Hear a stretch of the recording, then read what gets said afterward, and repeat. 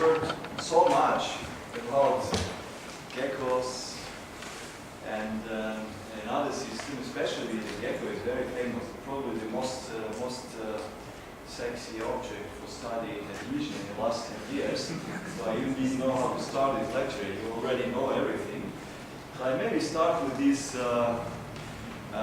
press echo after the paper of Keller-Alton published in 2000 with superior climbing skills to atomic power because of molecular forces, sticky secrets. Then was the question why we should care, and the answer was maybe it is interesting for strange technologies. And I will, in my talk, I will again speak about different mechanisms behind gecko and insect adhesion, and at the end I will also give you some flavor into the direction of strange technologies. What can be done, what is already done, what does work and what doesn't work.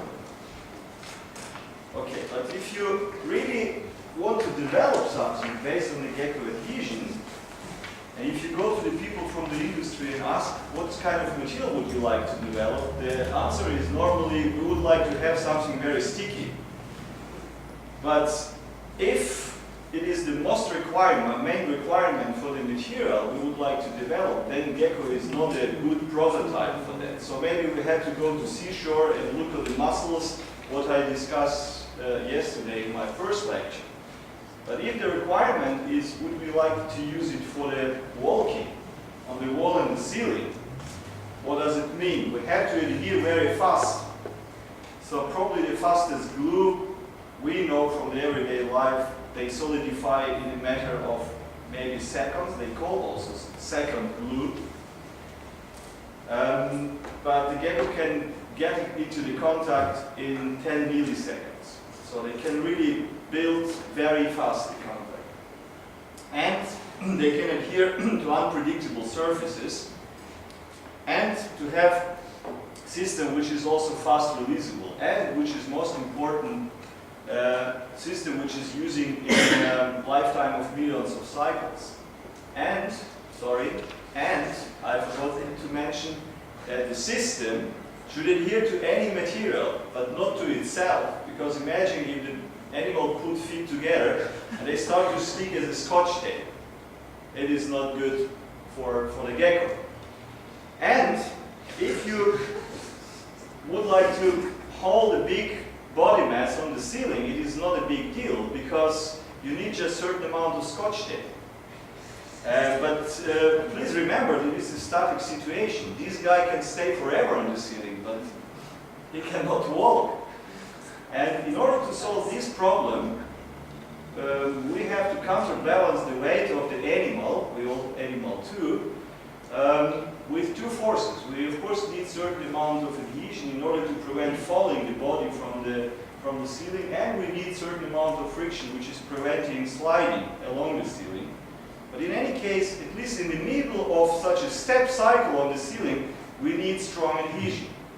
But if we would like to master this situation dynamically, we have to solve two other problems. We have to make the contact very fast and in reliable way. The animal should be sure that the contact is really established and with minimal load on the ceiling. And actually this point was discussed already many times in the last talks, that in order to generate adhesion, you have to have a good energy balance between the deformation energy and adhesive energy. And well, I will discuss that a little bit later on in the context of general locomotion on the ceiling. And of course we have to break contact in fast and minimal force expenditure. Otherwise it will be too expensive way of locomotion if the animal have to put a lot of efforts in order to break contact. Okay. And I must admit at that time when this paper was published, we didn't work on geckos, we work on insects. Of course they don't generate such strong forces as geckos.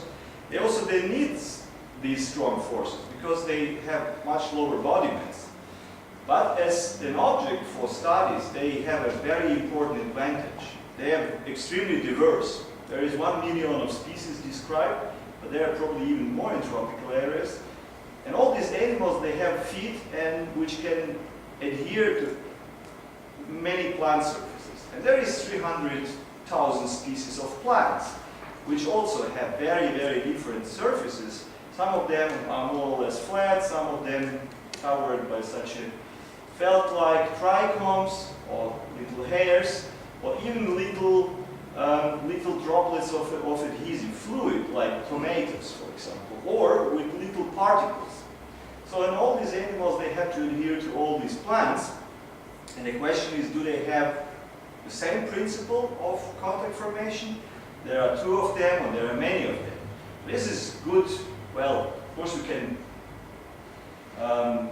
consider some theories, but for us biologists, probably there is no other way than just to take all these animals, to put under the microscope and look on the feet. What do they have on the feet? And that's what we did. Initially, we studied more than 300 species of different insects. This is, by the way, Drosophila. This is a little fruit fly, and this is the tip of the leg in the fruit fly. And what you see here is that fruit fly has structures like these banded claws, which in concert with these stiff pointed hairs can interlock on certain surfaces, on certain surface roughness. And this surface roughness is different for different animals depending on the curvature of the tip and on the curvature of this circle. But for this particular animal, it is in the range of maybe 3 to 12 micron. On these surfaces, they can already interlock at least a little bit. But on the surfaces which are more or less flat, they need another structure. And in this particular animal, we call them pulvili, and there are, of course, another terminology like arole, plantule, and so on and so on. This is a lot of biological terminology behind that, for good reason, because all these systems, they appeared at different part of the legs, and they evolved from different structures. They evolved parallelly from different structures. That's why biologists put different names here. But the question is, from the mechanical point of view, do all these systems work similar, or there are two of them, or there are three of them? If we consider these structures which enhance adhesion and friction on smooth substrates, we can realize that there are two different solutions. One, what we call hairy, and this is a typical example of the hairy structure, consists of little hairs which can, depending on the surface profile, locally bend and adapt to the surface roughness. Because the flat surface is actually not challenging to build a contact. So all these hairs, they build perfect contact with the flat surface, all 100%. But as soon as the surface becomes rough, they, if you imagine the flat surface against such a rough surface, then in the worst case you have just 3-point contact. That's it. But if you have such many hairs, you probably can find more contact sites on the rough surface. Smooth systems, they can do pretty much the same, but they are pretty smooth. They're not absolutely smooth. You will see that later on. But they can locally bend and locally deform depending on the surface profile, because they have specific internal structure of the material, which is very soft and adaptable. This is a very biological slide, but you will realize in the minute that it's very important also for technology. So this is the evolutionary tree of different insect groups. You don't have to know all these names. Important is here that the first systems which appeared in the insect evolution was the smooth system. So first flying insect, in order to climb the plants, they get some changes, slight changes in the material structure. I will show you in a minute how the material structure in these smooth systems look like. And because of these changes in the material structure, they were able already to build better contact on the plant surfaces. And the second message from this diagram is that both type of pets appeared at least 3 times independently, just within insect evolution. So if we speak about such a hairs, Here we see some airwigs. This is a special kind of insect, some beetle, and some flies. These animals, they have hairs on the feet, but they appear independently. They have nothing to do with each other. If we speak about spiders and geckos, which definitely are not insects, then we can speak about 5-time independent evolving of such a hairy structure. And there is no third solution. We have such a smooth structures with a specific internal design, and we have such a hairy structure. So if we would like to build a robot, I would consider, which had to walk on the ceiling, we probably have to consider one of those solutions. Okay, this diagram shows what I said previously, that all this structure on the foot of insects appeared from different structures. For example, in some animals, these oil plantula, they're located on, well, on the ventral part, on the lower part of the tarsus.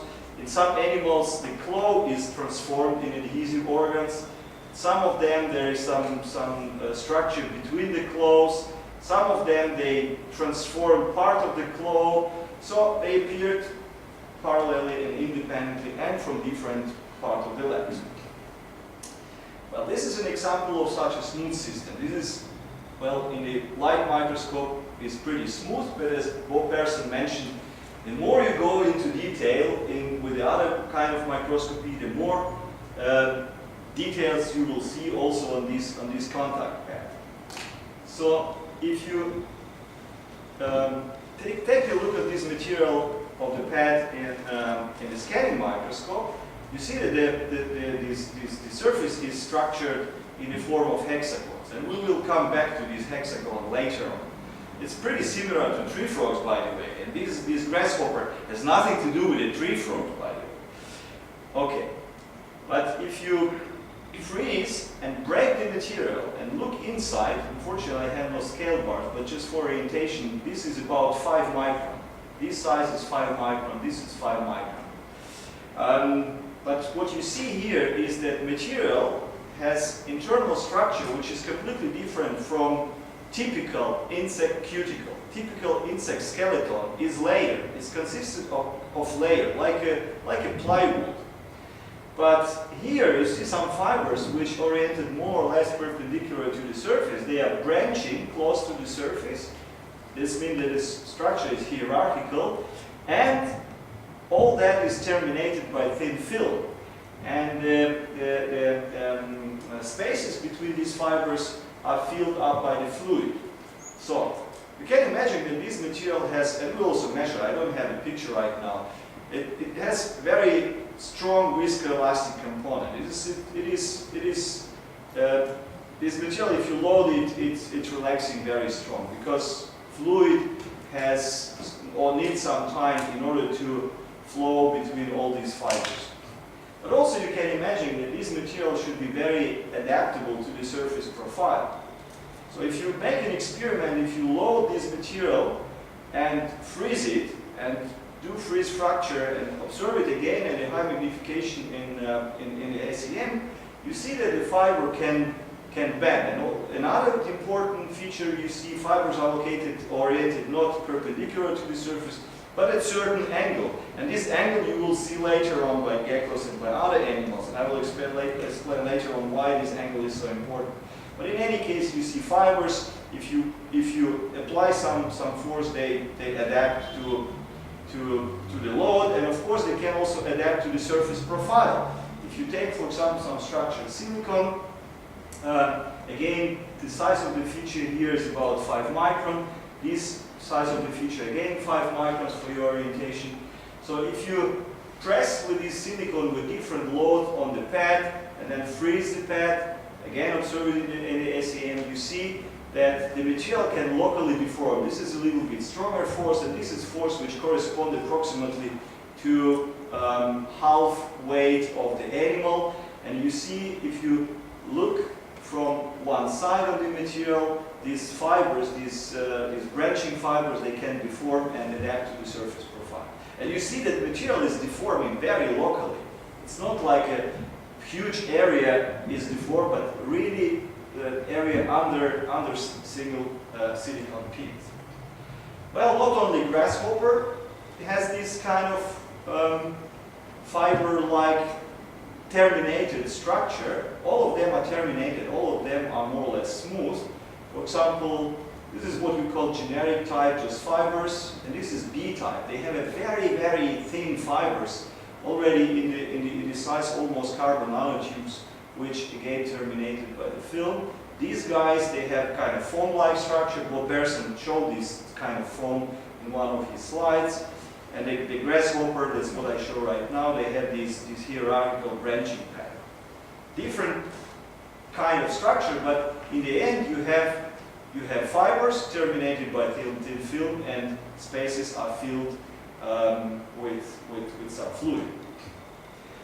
So again, there are, by the way, different kind of grasshoppers. Grasshopper is not grasshopper. This is the locust, which is closely related to this animal.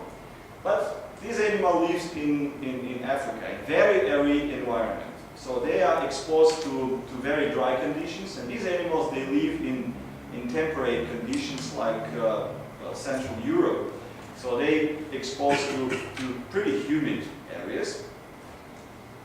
So if you look in more details on the pad material of this Tetigonia, of the grasshopper, again, this is the material which is branching, and this upper part contains this blue region. This is a kind of rubber-like material called resilient, which is very deformable and very adaptable. This is the Tetigonia, which, Locusta. This is animal living in arid environment. If you look in TM, first if you look at the ECM, the fibers are very dense, and in the TM you can even hardly recognize fiber. It built kind of pretty thick layer, even several microns on the surface, and we believe that this layer is important in order to prevent evaporation, because otherwise a lot of water will be lost through the pad. And they have 6 legs and 6 pads on each leg, in all about 36 windows on the body which can evaporate. Okay, so this was a prediction, so that's why we first measured desiccation dynamics, and you see that indeed Tetigonia dry much faster, especially through the very thin areas on the adhesive pads, but locust dry very slowly. The surface texture is different in these two animals. Well, I already mentioned that Tetigonia has this hexagonal pattern structure, but this is the Locusta, which has almost no features. There are some little bumps on the surface, maybe in the range of 200, 300 nanometers, but in fact the surface is really pretty flat. And because the material structure is so different, we hypothesized that maybe the material properties of these two surfaces are different too. And we performed some microindentation experiments on both these animals, and used JKR theory, which was explained in lectures of Prof. In order to fit the force distance curves and calculate elasticity modulus. And we use different kind of indentors. We use flat indentors because the pads are more or less hemispherical, and we use also different indenter tip radii. And the result was that the modulus of the locust is the modulus of the locust at a shallow indentation and deep indentation is in the range of 500 kilopascal, 0.5 megapascal. I don't have a picture right now for the Tetigonia, but you will see on this diagram that the stiffness of tetigonia is even few orders of magnitudes is lower. So the reduced elasticity modulus of tetigonia pad is in the range of 30 kilopascal, and here it is in the range of well, 1000 kilopascal, 1 megapascal. So pad of the Locusta much more stiffer, and of course we were able to detect also adhesion in the same experiment, and you see that the adhesion in the locust is much stronger than in tetigonia. It is, oh sorry, in tetigonia much stronger than in locust. So that means that the softer is the material, the stronger is the adhesion, which is not very surprising, but still you see that there is a huge difference between different animals, which have more or less the same body weight, about 1 to 1.5 gram, but they have different structure of the pad, different stiffness, and different adhesion. And they have also different requirements from the environment, because these guys, they cannot allow to have very thin film, terminal film, because of strong desiccation. So that's what I mentioned in my first lecture. You have to be always careful if you interpret the data, because animals, materials, they have very different requirements depending on the environment where they live. So you have to consider all that if you perform experiments. Okay. One person already shown the tree frog with this hexagonal pattern, and if I'm really honest, all these smooth systems are not absolutely smooth. Well, maybe this locust is probably the smoothest example, but most of the animals with the smooth adhesive devices, they have some ridges or some folds or some more complex structure, all these hexagons. And also these tetigonia convergently develop the same kind of hexagons. They are smaller than in the frog, but still the same structure. The question is, why all these animals need the additional structure on the smooth system? And there is a quite old study. I don't have any citation here, from 1990, if I remember correctly, from Pollers. They didn't study that, but they hypothesized that frogs which are specialized to live in water and adhere in water. There are some frogs which can really stick underwater. They have a little bit different structure of the hexagons. They are more or less oriented in one direction, out to the outside of the pad, and probably the reason is that they can get much quicker rid of water or of strong amount of fluid in the contact compared to the animals which live in the terrestrial environment. The question is, can we prove this anti-aquaplaning effect in an experiment?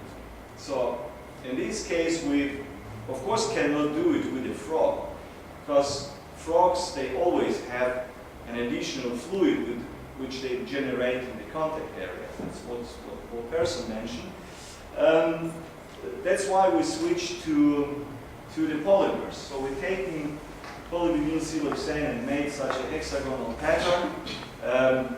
Well, working with polymers, you can do more than just hexagons which are convex. You can make also concave hexagons. And first, what we did, well, this is the same structure in the light microscope in contact. So you see the black spots. This is the real contact area of this material and of this material.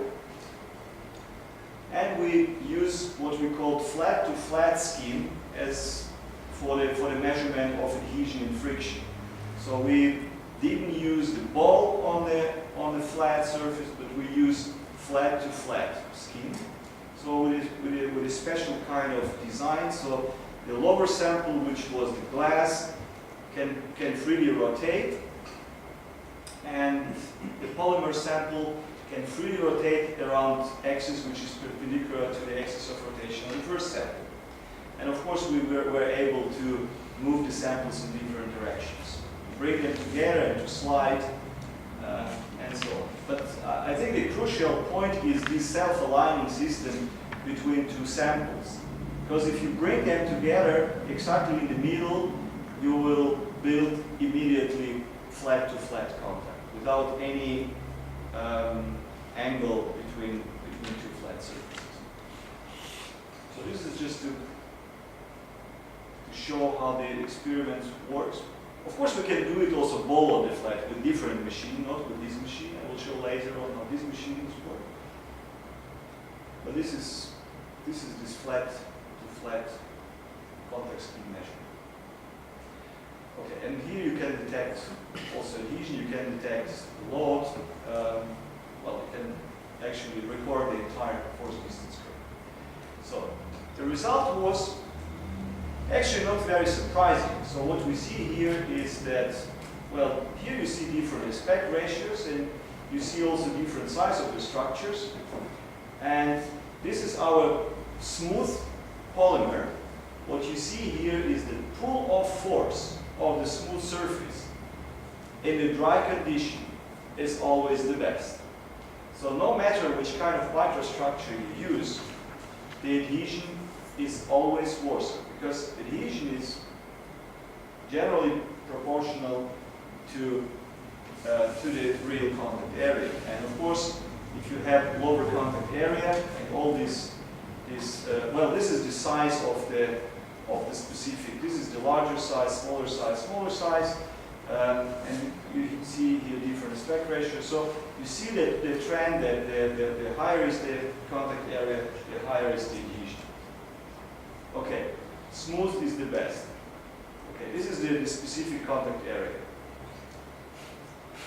What about friction? Maybe these systems in biology is not adapted to generate strong adhesion. Maybe this system is adapted to generate strong friction. I mean, pattern. We don't speak about the material itself. We speak only about the pattern. Well, this is the friction measured in dry conditions. And you see that this is again our smooth material, and this is different structured material. And you see that the friction is the highest with the flat material. But if you take a look on the frictional behavior, then this is our smooth specimen. The red is smooth, and the blue line is pattern material. So with the pattern, we can damp stick and slip behavior. So if you have a smooth material, you have a huge stick and slip if you have rubber-like material on glass, for example. So of course it is, the average friction will be probably the same, but you don't have any controllable friction. So you have stick and slip, and this is of course not good for the animal, which has to control certain amount of friction. So that's why maybe these structures are good to have maybe even lower friction, but controllable friction. And well, this is the hypothesis based on this experiment. But if you put it underwater and measure friction underwater, the smooth system or the smooth surface perform worse than all pattern surfaces. So that's why we believe that by having pattern, animals can get rid of exceed of water, which can disappear into the channels and can get better solid-solid contact, or maybe can just get better or thinner film of fluid in the contact, and by this improve friction. Okay. Actually, this kind of things can be done also by using the same polymer. For example, you can make kind of sandwich adhesives, which were extensively published by Glassmaker and Jagota. Well, this group from Lehigh and Cornell. And they even tried to change the pressure inside of this material, and by changing pressure they were able to change the shape of this terminal film. By changing shape they were able to also control the amount of adhesion. They didn't measure friction, to my opinion, they measured mostly adhesion. But this is also the way to generate kind of controllable or switchable adhesion. So if you increase pressure inside of this material, you will get some bulges on the surface, and you will reduce the contact area. If you decrease pressure, this terminal plate will be kind of floppy, and you can generate better contact and better adhesion. But in fact, this material doesn't adhere really well, I must admit. You already seen that the smooth systems, if the surface is really smooth, and especially if the surface is structured, the adhesion is not that big. Well, you will generate strong adhesion, of course, on the flat surface, but as soon as if the surface becomes rough, this material doesn't perform well, and I will get you later on some data on that. So that's why it is maybe a good idea to divide the contact in many contacts. And maybe this is the solution in order to adhere to rough surfaces, and maybe this is the solution of the gecko. You've already seen these kind of pictures, so just again to emphasize this hierarchical structure, there's some lamella which are pretty floppy support, which is covered by seta and seta branching several times and end up with such a spatula-like contact at the tips. Again, insects, they also have some hairs. Again, this is random selection of different hairs. This is hairs from some beetles, some flies, some airwigs. You see everywhere hairs. And if we speak about technology, people said, okay, nowadays we can make hairs out of silicone, out of nanotubes, out of polymers. And there were some developments. Sorry, I will show later on these developments, which also covered by little hairs. But only a few developments are really working. The question is why just by making hairs, you not necessarily improve adhesion. So most of the experiments, they failed. As soon as you have hairs, the adhesion is reduced. There are only a few studies which show slight increase in adhesion. Of course, if they make proper control, because many studies, they just don't show any control. They show some adhesion, but the question is, without control, it is hard to judge if there is any improvement compared to the same material which is not structured. Okay, well, if you really want to understand how those hairs are working and what is behind all this food, I think the combination of the lecture by Professor Gao and by Professor Persson already give you some flavor. But actually, there is even more different features behind this adhesive pad, in this case of the fly. Of course, in order to understand how does it work, we have to understand the motorics, how all this pad is working, what the animal does in order to build the contact and break the contact, what is the joint design here between claws and these floppy pads, and what about the sensors, which are responsible for the proper positioning of the pad, for the contact formation and breakage. And of course, we have to know something about the material structure and properties, if you would like to mimic it. And we have to know something about the forces which acting in this area, and about the contact mechanics at the tip of every single hairs. And of course, something about the potential substrates where these animals move, and about the fluid, because you already know that insects, they generate some fluid in the contact area. And if we speak about, well, I will show you some data on the forces and directionality, contact mechanics at the tip of the hairs, and we will discuss a little bit this fluid issue. Well, that the animal generate fluid, it is pretty old story. It is known from 70s, from bugs, from flies, from beetles. It is actually nothing new about that. But the most people believe at that time that fluid is generated somewhere in the upper part of the pad. In this case, this is again the fly, and the fluid is flowing along these channels and then along every single hair and then end up at a tip. But imagine that, those hairs that are pretty floppy. If you have some sticky fluid between, you can imagine that they will stick together and will not work anymore. But this is almost never happened to the fly. So if you look at the fly foot in the scanning microscope, the hairs almost always stay pretty much separated if you do your preparation correctly. And if you observe the footprints on the glass, you see that every single hair produces little droplet. And that's why you always see this hexagonal pattern of single drops which correspond to the pattern of the hairs. And if you freeze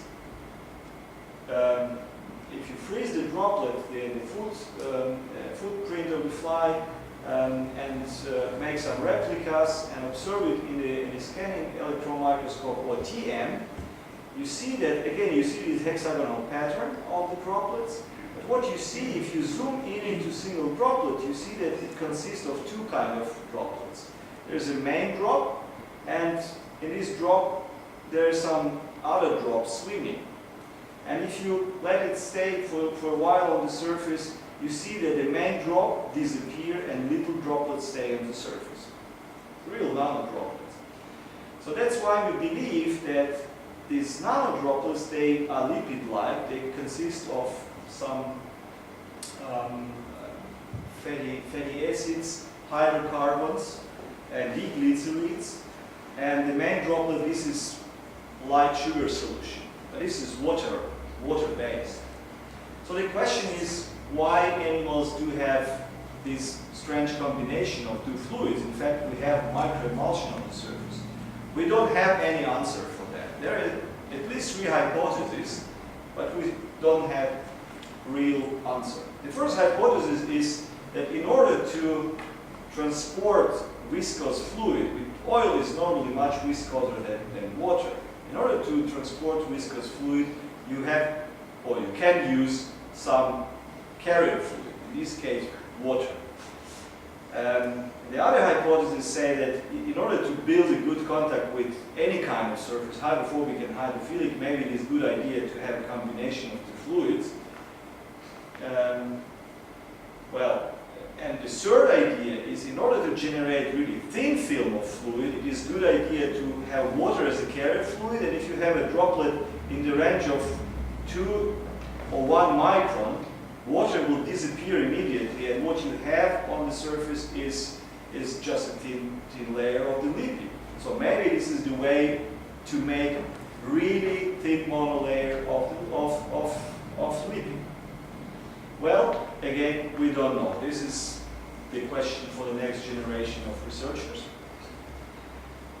Well, but in any case, fluid is probably produced somehow directly in the contact area, and we did some TM microscopy studies, so we cut the hairs, and what you see here, this is the hair of the syrphid fly, and you see this terminal plate which comes into the contact with the surface, but you see under the hair some thickening, and this thickening is hollow, and the entire hair is hollow.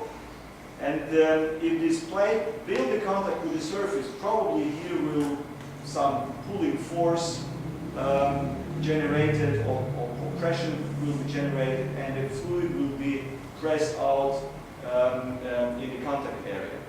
So that's why we believe that the fluid probably doesn't flow along the hairs, along the entire hair, but will be pressed out in the contact area, and only then when the contact is formed.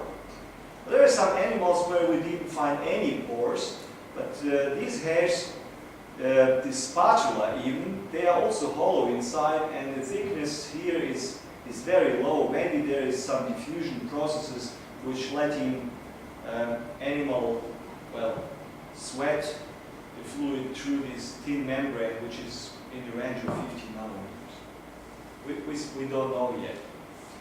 But in any case, if you have a fluid in the contact area, you can imagine that the capillary forces are probably involved in the adhesion, and we did some IFM studies. On the flies, we did so-called, I will not explain, I think most of you know how does IFM work. What we did was the adhesive maps on the tips of single tips, on the tip of single hairs. And we've taken something like 900 single measurements and then created such adhesive maps. And what you see here is that adhesion is much stronger in the middle of the hair, because if you carefully consider this figure, there is a little depression at the tip of the hair, and probably the fluid is located, the fluid thickness is probably higher in the middle of the hair, and that's why with the IFM tip we're measuring stronger adhesion in the middle and lower adhesion at the edge. But most interesting part of this study is that if you do this measurement in the air, the forces are 1 order of magnitude stronger than if you put the entire system in the fluid. If you switch off the capillary interaction. If you put the entire system in the fluid, there is no capillary interactions anymore. What you measure is basically van der Waals and maybe some electrostatic interaction, but there is no capillarity anymore. And what you see here is also the range of attractive forces in the air is much higher, because you pull some meniscus here, and under the fluid the range is again already almost 1 order of magnitude lower, and the force is lower too. Okay, the conclusion out of this study is that animals probably rely mostly on the capillary interactions, but at the places where they can build solid contact, probably also van der Waals will a little bit contribute to the adhesion. But also, you heard many times from previous sessions that, for example, spiders and gecko, they have no fluid in contact, so they have sort of dry adhesion. And we did some experiments recently, very recently, with this animal, which have these kind of, again, hierarchical structured hairs. This is the seta, and at the tip of the seta, you see again similar spatula. And if you do the measurements at different humidities, you see that at the low humidity adhesion, well, in this case it was not adhesion, it was kind of traction, because we did the measurement with the entire animal. Just let them wall and bind them on the sensor, and they just push. So, in fact, we measured kind of friction, and in this case, the force we measured is normalized by this force measured at 15% of relative humidity. So what you see is that with the increasing humidity, the force increasing a little bit and reaches optimum at maybe 60 or 70. At the 80, we see already lower force. But as soon as we see some formation of real drops on the surface, the adhesion goes down very strongly. So that's why there is a kind of optimum for adhesion, which is driven by additional capillary interactions, even in the dry system. So they are not completely dry. They also are sensitive to the relative humidity. But again, you see this diagram already 3 times, and you already know what I would like to say here. Well, the general trend is that the larger is the animal group, the smaller are the structures, smaller are the terminal elements, and higher is their density. And this is absolutely right, that within every single group we don't see this trend. If you just consider beetles, there is maybe, well, at least it is different slope. It is pretty flat, and for lizards there is no difference at all. So, and the reason for that, well, this is my biological explanation, is that animals within the group cannot change the way to generate hairs. They can only use certain way, certain method to generate hairs. They cannot suddenly switch to another kind of developmental process to make these kind of things. So that's why we don't see any big difference within the group, but we see the difference at the level of different groups, because they convergently develop these hairs, and they use also different developmental processes to make the hairs. So lizards cannot come back to this state, and beetles cannot jump to this state. Unfortunately, it is from, well, basic biological point of view not possible. But in any case, you also see many explanations why this contact division is important. Well, the one of the very important principle is that if you have a flat material and if you have a crack in your material, the crack can be easily spread over the entire surface. You don't have to put that much energy to support crack propagation. But if you have many contacts, then you have to generate crack probably at every single structure new, and it costs more energy, and that's why you will probably have stronger adhesion. Another reason is that most surfaces in the nature, all these animals, they not develop this structure to adhere to the window, to the glass. They develop structure to adhere to rough surfaces, and of course the tolerance of this material to a different roughness or to contamination will be much stronger if you have smaller contact but many contacts. Well, but this is kind of, well, hypothesis still. The question is, can we prove it in an experiment? And again, as biologists, we have a problem here, because we cannot breed beetles with different density of hairs. And even if we can do that, we cannot be sure that the material properties of the mutant are not different from material properties of the other animal, or if the mutant generates the same kind of fluid. So that's why we can't do that with the real animals. So it can be done only if you switch to the polymers. That's what we did. We make already in 2004 the first very primitive prototypes. And these prototypes, they are not nano, they are pretty much micro. It's like 100 to 200 micron size with very primitive laser technique. And what you see here is this polymer is not sticky. This is in fact kind of dental mass, which is developed in order not to stick in your mouth. So this is quite unsticky. And you see, and we measured not only the force, but we measured also real contact area. In this experiment, we use the force transducer, which was built on the inverted microscope, and we measured simultaneously force, load force, adhesive force, and the real contact area. And this tenacity or adhesive strength, it is the force measured per unit contact, real contact area. So what you see here is that material with a structure is more sticky, if you want. It generates stronger force per unit real contact area than non-structured material. And another interesting observation here is that if you increase pressure, if you provide more load on your sample, the measured tenacity will be lower. And at a certain point, that's why we also didn't measure it further, because the adhesion will drop down to zero. This is because at a certain point, these structures start to collapse. And you will bring in the contact actually the side of this structure and not the flat part.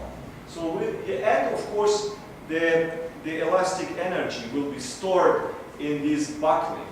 And this buckling work against the adhesion. So at a certain point, your material is not better. So that's why in order to generate this adhesion, you have to play very carefully with such a structured material. So we could hold already, using this material, little pieces of glass in the air, and in the friction direction, the force was pretty high, but interesting is adhesion in this case. And it adhered very well if you really bring all these, in this case it was something like 72 pins in contact, but you have to play something like 10 minutes. And you have to have quite a good fingertip feeling how to do that, not to press too much, not too low, and to provide